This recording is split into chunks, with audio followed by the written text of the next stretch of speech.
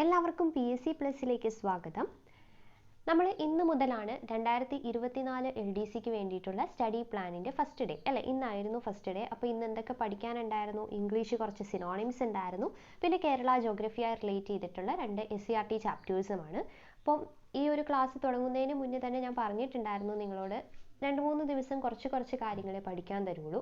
അതായത് എപ്പോഴാണ് നിങ്ങൾക്ക് പഠിക്കാനുള്ള സമയം കിട്ടുന്നത് എന്ന് നിങ്ങൾ ഈ ദിവസങ്ങളിൽ കണ്ടെത്തുക.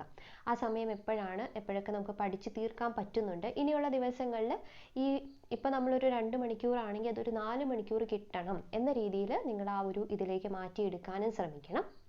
പിന്നെ ഓരോ ദിവസവും പഠിച്ചു കഴിഞ്ഞിട്ട് ഈ എക്സാം അറ്റൻഡ് ചെയ്യുക, എത്ര മാർക്ക് കിട്ടി എന്നുള്ളത് കമൻറ്റ് ചെയ്യുകയും ചെയ്യുക. ഓക്കെ, പിന്നെ ബാക്കി എല്ലാ കാര്യങ്ങളും നമ്മുടെ ടെലഗ്രാമിൽ ഇട്ടിട്ടുണ്ടായിരുന്നു.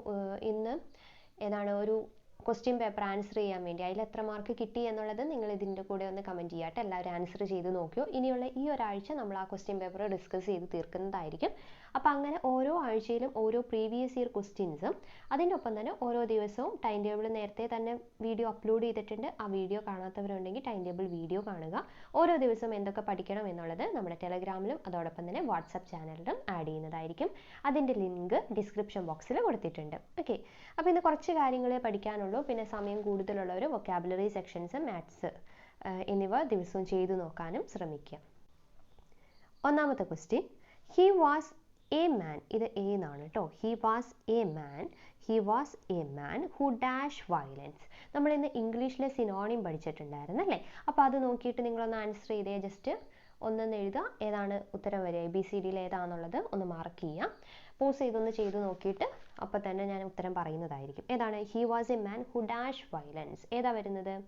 ഓപ്ഷൻ സി ആണ് വരുന്നത് അല്ലേ. അബോർഡാണ് വരുന്നത്. എന്തുകൊണ്ടാണ്? അബോർഡ് എന്ന് വെച്ചാൽ എന്താണ്? ഹെയ്റ്റ് അല്ലേ, ഹെയ്റ്റ് അല്ലേ. He was a man who hate violence, അതാണ് ഇവിടെ വരുന്നത്. പിന്നെ എലീസ് എന്ന് വെച്ചാൽ നമുക്കറിയാം ഫ്രണ്ട്സ് ആണ്. അഡോൺ എന്ന് വെച്ചാൽ ഡെക്കറേറ്റ് ആണ്. പിന്നെ അമെൻഡ് എന്ന് വെച്ചാൽ എന്താ? അമെൻഡ് ചെയ്യുക, പരിഷ്കരിക്കുക അല്ലേ, അതാണ് അമെൻഡ്. അതിന് ആമിലിയറേറ്റ് എന്ന് പറയുന്ന സിനോണിം ഉണ്ട്. അപ്പോൾ അതിൻ്റെ കൂടെ തന്നെ നമ്മൾ ഇന്ന് ടെലഗ്രാമിൽ അപ്ലോഡ് ചെയ്തിട്ടുണ്ടായിരുന്നു. സിനോണിംസ് പഠിക്കാനുള്ളതൊക്കെ പോസ്റ്റ് ചെയ്തിട്ടുണ്ടായിരുന്നു. അപ്പോൾ അത് കാണാത്തവരുണ്ടെങ്കിൽ അത് കണ്ട് ഓരോ ദിവസവും മിനിമം പഠിക്കേണ്ട കാര്യങ്ങൾ നമ്മൾ ടെലഗ്രാമിൽ അപ്ലോഡ് ചെയ്യും. അത്രയും എന്തായാലും പഠിക്കുക. അതിൻ്റെ കൂടെ നിങ്ങൾക്ക് വൊക്കാബുലറി കൂടുതൽ പഠിക്കാൻ പറ്റുന്നവരാണെങ്കിൽ കൂടുതൽ പഠിക്കുക. ഓക്കെ, അടുത്തത്, ഇന്ത്യയിലെ ആദ്യത്തെ ഇക്കോ ടൂറിസം കേന്ദ്രം ഏതാണ്? ഇന്ത്യയിലെ ആദ്യത്തെ ഇക്കോ ടൂറിസം കേന്ദ്രം ഏതാണ് വരുന്നത്? ഓപ്ഷൻ എ തെന്മല അല്ലെ, തെന്മലയാണ് വരുന്നത്. ഇനി കേരളത്തിൽ ഒരു വൃക്ഷത്തിന്റെ പേരിൽ അറിയപ്പെടുന്ന വന്യജീവി സംരക്ഷണ കേന്ദ്രം ഏതാണ്? കേരളത്തിൽ ഒരു വൃക്ഷത്തിന്റെ പേരിൽ അറിയപ്പെടുന്ന വന്യജീവി സംരക്ഷണ കേന്ദ്രം ഏതാണ്? 4 ഓപ്ഷൻ ഉണ്ട്. ചിന്നാർ വന്യജീവി സങ്കേതം, പേപ്പാറ, പിന്നെ തട്ടേക്കാട്, ശെന്തുരുണി. ഏതാണ്? കേരളത്തിൽ ഒരു വൃക്ഷത്തിന്റെ പേരിൽ അറിയപ്പെടുന്ന വന്യജീവി സംരക്ഷണ കേന്ദ്രമാണ് ശെന്തുരുണി വന്യജീവി കേന്ദ്രം അല്ലെ, സങ്കേതം. അപ്പോൾ ഈ 2 ക്വസ്റ്റ്യൻ നമ്മൾ ഇന്ന് ചെയ്തു നോക്കാൻ തന്നിട്ടുണ്ടായിരുന്ന പ്രീവിയസ് ഇയർ ക്വസ്റ്റ്യൻ പേപ്പറിൽ നിന്നുള്ളതാണ്. അപ്പോൾ നിങ്ങളത് കറക്റ്റായിട്ട് ഞാൻ പറഞ്ഞിട്ടുണ്ടായിരുന്നു, PSC ടൈം വെച്ച് അല്ലെങ്കിൽ 1.25 മണിക്കൂർ വെച്ച് ചെയ്താൽ മതി എന്ന് പറഞ്ഞിട്ടുണ്ടായിരുന്നു. ചിലപ്പോൾ 1.5 മണിക്കൂറായിരിക്കും നമുക്ക് എക്സാം, എന്നാലും 1.25 മണിക്കൂർ വെച്ച് ചെയ്ത് പ്രാക്ടീസ് ചെയ്യുക. അതിനോടൊപ്പം തന്നെ എത്ര മാർക്ക് കിട്ടി എന്നുള്ളത് ഓരോ തവണയും ഓരോ ആഴ്ചയിലും നമ്മൾ ചെയ്യുന്ന പ്രീവിയസ് ഇയർ ക്വസ്റ്റ്യനിൽ നിങ്ങൾക്ക് എത്ര മാർക്ക് കിട്ടി എന്നുള്ളത് ഒരു ബുക്ക് എടുത്ത് എഴുതി വയ്ക്കുക. ഇമ്പ്രൂവ്മെൻ്റ് ഉണ്ടോ, പഠിക്കാൻ പറ്റുന്നുണ്ടോ, അല്ലെങ്കിൽ ഏത് ഇതിലാണ് മാർക്ക് കുറയുന്നത് എന്നൊക്കെ നിങ്ങൾക്ക് കൂടുതലായിട്ട് മനസ്സിലാക്കാൻ വേണ്ടിയിട്ട് അത് ഹെൽപ്ഫുൾ ആയിരിക്കും. അപ്പോൾ എപ്പോഴും ഇന്ന് നമ്മൾ ഇട്ടിരുന്നത് 122/2021 എന്ന് പറയുന്ന ക്വസ്റ്റ്യൻ പേപ്പർ, LGS വേരിയസിൻ്റെ സീമാൻ്റെ ക്വസ്റ്റ്യൻ പേപ്പർ ആയിരുന്നു. അപ്പോൾ അതുപോലെ തന്നെ നിങ്ങൾ എഴുതി വയ്ക്കുക. 122/2021 seaman LGS various question paper, ഇത്ര മാർക്ക് കിട്ടി എന്നുള്ളത് എഴുതി വയ്ക്കാം. അപ്പോൾ നമുക്ക് ഓരോ ദിവസവും എന്നിട്ട് ആ ക്വസ്റ്റ്യൻ പേപ്പറിൽ വേറെ റിലേറ്റഡ് ഫാക്റ്റ് ഒന്നും പഠിക്കേണ്ട, അത് ചെയ്ത് നോക്കിയിട്ട് അതിൻ്റെ ആൻസർ മാത്രം ഒന്ന് പഠിച്ചു പോവാം. റിലേറ്റഡ് ഫാക്റ്റ് പഠിക്കാനുള്ളത് വരും ദിവസങ്ങളിൽ ഈ ഒരാഴ്ചയിൽ നമ്മളത് കംപ്ലീറ്റ് ചെയ്യുന്നതായിരിക്കും. 4ാമത്തെ ചോദ്യം, സമുദ്രനിരപ്പിൽ നിന്നുള്ള ഉയരത്തിന്റെ അടിസ്ഥാനത്തിൽ കേരളത്തെ തരംതിരിക്കുമ്പോൾ അതിൽ ഉൾപ്പെടാത്തത് ഏതാണ്? സമുദ്രനിരപ്പിൽ നിന്നുള്ള ഉയരത്തിന്റെ അടിസ്ഥാനത്തിൽ കേരളത്തെ തരംതിരിക്കുമ്പോൾ അതിൽ ഉൾപ്പെടാത്തത് ഏതാണ്? ഓപ്ഷൻ സി, പീഠഭൂമി അല്ലെ, മലനാട്, ഇടനാട്, തീരപ്രദേശം, അത് ഉൾപ്പെടുന്നതാണ്. ഇത് നമ്മൾ SCERT ചാപ്റ്ററിൽ പഠിച്ചതാണ്. മലനാട് എന്ന് പറയുന്നത് 75 മീറ്ററിൽ കൂടുതൽ, ഇടനാടോ 7.5 മീറ്റർ മുതൽ 75 മീറ്റർ വരെ, തീരപ്രദേശം 7.5 മീറ്ററിന് ഉയരമുള്ള, സമുദ്രനിരപ്പിൽ നിന്ന് 7.5 മീറ്റർ വരെ ഉയരമുള്ളതാണ് തീരപ്രദേശം. അടുത്തത്, സിനോണിമാണ് ചോദിച്ചിട്ടുള്ളത്. ഏതിൻ്റെ? അബ്സ്കോണ്ട്, ABSCOND, അബ്സ്കോണ്ടിൻ്റെ സിനോണിം ഏതാണ് വരുന്നത്? ഏതാണ്? ഫ്ലീ അല്ലേ? ഓപ്ഷൻ ബി ഫ്ലീ ആണ്. അടുത്തത്, സമുദ്രനിരപ്പിൽ നിന്നും 7.5 മീറ്റർ മുതൽ 75 മീറ്റർ വരെ ഉയരമുള്ള ഭൂപ്രദേശം, നമ്മളിപ്പോൾ പറഞ്ഞു പോയതേ ഉള്ളൂ, അതൊരു ക്വസ്റ്റ്യൻ ആയിട്ട് ഇട്ടിട്ടുണ്ട് എന്നേ ഉള്ളൂ. സമുദ്രനിരപ്പിൽ നിന്നും 7.5 മീറ്റർ മുതൽ 75 മീറ്റർ വരെ ഉയരമുള്ള പ്രദേശം ഏതാണ്? ഇടനാടാണ്. കേരളത്തിലെ ഏറ്റവും കൂടുതൽ മഴ ലഭിക്കുന്ന മൺസൂൺ ഏതാണ്? കേരളത്തിൽ ഏറ്റവും കൂടുതൽ മഴ ലഭിക്കുന്ന മൺസൂൺ ഏതാ? കേരളത്തിൽ ഏറ്റവും കൂടുതൽ മഴ ലഭിക്കുന്നത്, ഇതും നമ്മൾ ആ SCERT ഫസ്റ്റ് ചാപ്റ്ററിൽ നിന്ന് പഠിക്കുന്നതാണ്, തെക്ക് പടിഞ്ഞാറൻ മൺസൂൺ ആണ്. ഏതാണ്? തെക്കു പടിഞ്ഞാറൻ മൺസൂൺ അല്ലേ? കേരളത്തിൽ ഏറ്റവും കൂടുതൽ മഴ ലഭിക്കുന്നത് തെക്കു പടിഞ്ഞാറൻ മൺസൂൺ. ഈ തെക്കു പടിഞ്ഞാറൻ മൺസൂൺ എന്ന് പറയുന്നത് നമ്മുടെ ജൂൺ ആ സമയത്താണ്. ഇടവപ്പാതി, കാലവർഷം എന്നൊക്കെ അറിയപ്പെടുന്നത് ഏതാണ്? ഈ തെക്ക് പടിഞ്ഞാറൻ മൺസൂൺ ആണ്. അങ്ങനെയാണെങ്കിൽ വടക്ക് കിഴക്കൻ മൺസൂൺ പറയുന്ന ഒരു പേരുണ്ടല്ലോ, വടക്ക് കിഴക്കൻ മൺസൂണിനെ പറയുന്ന പേരെന്താ? നിങ്ങൾ ജസ്റ്റ് ഒന്ന് കമൻറ്റ് ചെയ്യുക കേട്ടോ. നമ്മൾ പഠിച്ച കാര്യം തന്നെയാണ്. വടക്ക് കിഴക്കൻ മൺസൂൺ എന്നറിയപ്പെടുന്നത് ഏതാണ്? കമൻറ്റ് ചെയ്യുക. ഓക്കെ, അടുത്തത്, കേരളത്തിലെ ഏറ്റവും വലിയ കായൽ. കേരളത്തിലെ ഏറ്റവും വലിയ കായൽ ഏതാണ്? ഏതാണ്? ആലപ്പുഴ, കോട്ടയം, എറണാകുളം ജില്ലകളിലുള്ള കായലാണ്. ഏതാ വരുന്നത്? വേമ്പനാട്ട് കായൽ അല്ലേ? ഓപ്ഷൻ ബി വേമ്പനാട്ട് കായലാണ്. അതെവിടേക്കാണ്? ആലപ്പുഴ, കോട്ടയം, എറണാകുളം. 9ാമത്തെ ചോദ്യം, പശ്ചിമഘട്ടത്തിൽ നിന്ന് ഉത്ഭവിച്ചൊഴുകുന്ന നദികൾ എത്ര? അതായത് കേരളത്തിലെ നദികളുടെ എണ്ണമാണ് ചോദിച്ചിട്ടുള്ളത്. കേരളത്തിൽ എത്ര നദികളുണ്ട്? 44. Option C 44. അതിൽ പടിഞ്ഞാറോട്ടൊഴുകുന്ന നദികൾ എത്രയാ?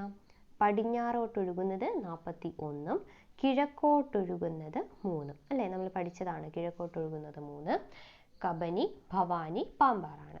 കേരളത്തിലെ ഏറ്റവും നീളം കൂടിയ നദിയാണ് പെരിയാർ അല്ലേ? പെരിയാർ. പിന്നെ അവിടെ തന്നെ ഈ ക്ലാസ്സിൽ തന്നെ നമ്മൾ പഠിച്ചതായിരുന്നു എന്ത്? കൊടുങ്ങരപ്പള്ളം പുഴയെ പറ്റിയിട്ട്. അത് ഓർക്കണം, അതെപ്പോഴും ചോദിക്കാറുള്ളതാണ്.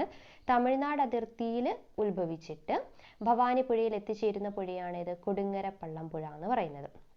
അത് കുറേ നൂറ്റാണ്ടുകൾക്ക് ശേഷം, അതായത് 1/4 നൂറ്റാണ്ടിന് ശേഷം പുനർജനിച്ച പുഴ എന്നറിയപ്പെടുന്നതും ഏതാണ്? കൊടുങ്ങരപ്പള്ളം പുഴയാണ്. ഓക്കെ, 10ാമത്തെ ചോദ്യം, ഓരോ പ്രദേശത്തെയും മണ്ണിനും വിളയ്ക്കും ഓരോ സമയത്തും ആവശ്യമായ വെള്ളം എന്നിവ കൃത്യമായ അളവിൽ നൽകുന്ന കൃഷിരീതി ഏതാണ്? ഓരോ പ്രദേശത്തെയും മണ്ണിനും വിളയ്ക്കും ഓരോ സമയത്തും ആവശ്യമായ വെള്ളം എന്നിവ കൃത്യമായ അളവിൽ നൽകുന്ന കൃഷിരീതി ഏതാണ്? ഓപ്ഷൻ സി കൃത്യതാ കൃഷി. ഏതാണ്? കൃത്യതാ കൃഷി. കൃത്യതാ കൃഷിക്ക് എന്ത് പറയുന്നു? പ്രിസിഷൻ ഫാമിംഗ് അല്ലേ? പ്രിസിഷൻ ഫാമിംഗ് എന്നാണ് പറയുന്നത്. പ്രിസിഷൻ ഫാമിംഗ്, കൃത്യതാ കൃഷി. ഫെർട്ടിഗേഷൻ എന്താ? ഫെർട്ടിഗേഷൻ എന്ന് പറയുന്നത് എന്താണ്? അത് ഈ ഡിപ്പറുകളിലൂടെ വെള്ളവും വളവും ഒക്കെ നൽകുന്നതാണ്. കണികാരൂപത്തിൽ ഡ്രിപ്പുകളിലൂടെ നൽകുന്നതിനെയാണ് നമ്മൾ ഫെർട്ടിഗേഷൻ എന്ന് പറയുന്നത്. മാറിപ്പോരുത്, ഇതെപ്പോഴും ചോദിക്കും. പിന്നെന്താണ് ഹരിതഗൃഹ കൃഷി എന്ന് പറയുന്നത്? എന്താണ് അത്? നമ്മൾ ഈ സ്ഫടിക മേൽക്കൂരയുള്ള മുറികളിൽ, ഇപ്പോൾ കൊടുംതണുപ്പൊക്കെ സ്ഥലത്ത് വിളകൾ നശിക്കാതിരിക്കാൻ സ്ഫടിക മേൽക്കൂരയുള്ള മുറികളിൽ വളർത്തുന്ന രീതിയാണ് എന്ത് പറയുന്നത്? ഹരിതഗൃഹ കൃഷി അല്ലെങ്കിൽ ഗ്രീൻ ഹൗസ് ഫാമിംഗ് എന്ന് പറയുന്നത്. അപ്പോൾ ഇതൊക്കെ നൂതന കൃഷി രീതിയാണ്. ഏതൊക്കെയാണ്? ഹരിതഗൃഹ കൃഷി, പിന്നെ ഫെർട്ടിഗേഷൻ, കൃത്യതാ കൃഷി എന്നൊക്കെ പറയുന്നത് നൂതന കൃഷി രീതിയാണ്. അതിൽ ഓരോ പ്രദേശത്തെയും മണ്ണിനും വിളയ്ക്കും ഓരോ സമയത്തും ആവശ്യമായ വെള്ളം എന്നിവ കൃത്യമായ അളവിൽ നൽകുന്നത്, അതിൽ നിന്ന് തന്നെ നമുക്ക് കിട്ടും അല്ലേ? കൃത്യമായ അളവിൽ നൽകുന്നത് കൃത്യതാ കൃഷി. പക്ഷെ ഇതിൽ ഇംഗ്ലീഷ് പേര് കൂടി ഓർത്ത് വെക്കണം. എന്താണ്? Precision farming. ഇനി ഈ പ്രിസിഷൻ ചിലപ്പോൾ മലയാളത്തിലൊക്കെ തന്നു കഴിഞ്ഞാൽ പെട്ടുപോകരുത്. അപ്പോൾ എന്താണ്? കൃത്യതാ കൃഷി അല്ലെങ്കിൽ പ്രിസിഷൻ ഫാമിംഗ്. ഓക്കെ, പിന്നെ ഈ ചാപ്റ്ററിൽ ഇത് 6ാം ക്ലാസ്സിലെ 3ാമത്തെ ചാപ്റ്റർ നമ്മൾ പഠിച്ചു. ഇന്ന് 2 SCERT ചാപ്റ്റർ, കേരള ജോഗ്രഫി ആയിട്ടുള്ള ചാപ്റ്റർ നമ്മൾ തീർത്തതാണ് അല്ലേ? അപ്പോൾ ഇതിൽ പിന്നെ ചോദിക്കുന്ന ഒരു ക്വസ്റ്റ്യൻ ആണ്. അതായത് നമുക്കറിയാം ഇന്ത്യയിലെ റബ്ബർ കൃഷിയുടെ പിതാവ് ആരാണ്? ജോൺ ജോസഫ് മർഫി ആണ്. ജോൺ ജോസഫ് മർഫി നമ്മൾ പഠിച്ചതാണ്, എന്നാലും ഒന്ന് പറഞ്ഞു എന്നേ ഉള്ളൂ. John Joseph Murphy. ഓക്കെ, ഇന്ത്യയിലെ റബ്ബർ കൃഷിയുടെ പിതാവ് എന്നറിയപ്പെടുന്നത് ജോൺ ജോസഫ് മർഫിയാണ്. ഇനി കേരളത്തിൽ ആദ്യമായിട്ട് എവിടെയാണ് റബ്ബർ കൃഷി തുടങ്ങിയത്? അത് ആലുവയിലാണ് കേട്ടോ. 1902 ആലുവയിലാണ് എന്നുള്ളതും ഓർത്തു വയ്ക്കുക. പിന്നെ കേരളത്തിൽ ഏറ്റവും കൂടുതൽ കാണുന്ന മണ്ണിനം ഏതാ? ലാറ്ററൈറ്റ് മണ്ണ്. അങ്ങനെയാണ് ഇന്ത്യയിൽ ഏറ്റവും കൂടുതൽ കാണുന്നത് ഏതാണ്? എക്കൽ മണ്ണ്. ഓക്കെ, അപ്പോൾ 10 ക്വസ്റ്റ്യൻ ആണ് ഇന്ന് തന്നിട്ടുള്ളൂ. ഈ 10 ക്വസ്റ്റ്യനിൽ നിങ്ങൾക്ക് എത്ര മാർക്ക് കിട്ടി എന്നുള്ളത് എല്ലാവരും കമൻറ്റ് ചെയ്യണം. അതോടൊപ്പം തന്നെ 2 SCRT ചാപ്റ്ററും അതോടൊപ്പം ഇംഗ്ലീഷിൻ്റെ കാര്യങ്ങളും ഇംഗ്ലീഷിലെ സിനോണിംസും പിന്നെ ഇന്ന് തന്നിട്ടുണ്ടായിരുന്ന ക്വസ്റ്റ്യൻ പേപ്പറും എല്ലാവരും കംപ്ലീറ്റ് ചെയ്തിട്ടുണ്ടാവും എന്ന് വിചാരിക്കുന്നു. ക്ലാസ്സുകൾ കണ്ട് തുടങ്ങാത്തവരുണ്ടെങ്കിൽ ക്ലാസ് കാണുക. ക്ലാസ് കണ്ടതിന് ശേഷം മാത്രം എക്സാം എഴുതി നോക്കുക. അല്ലാതെ കറക്കി കുത്തിയോ ആ ഒരു രീതിയിൽ എഴുതാതെ നല്ല രീതിയിൽ പഠിച്ചിട്ട് തന്നെ നിങ്ങൾ എക്സാം എഴുതുക കേട്ടോ. അപ്പോൾ നമുക്ക് നാളത്തെ എന്തൊക്കെയാണ് എന്നുള്ളത് ടെലഗ്രാമിലും വാട്സപ്പിലും പഠിക്കാനുള്ളത് എന്താണ് എന്നുള്ളത് ഇടുന്നതായിരിക്കും. അത് പഠിക്കുക. ബാക്കി കാര്യങ്ങളുമായിട്ട് നാളെ കാണാം.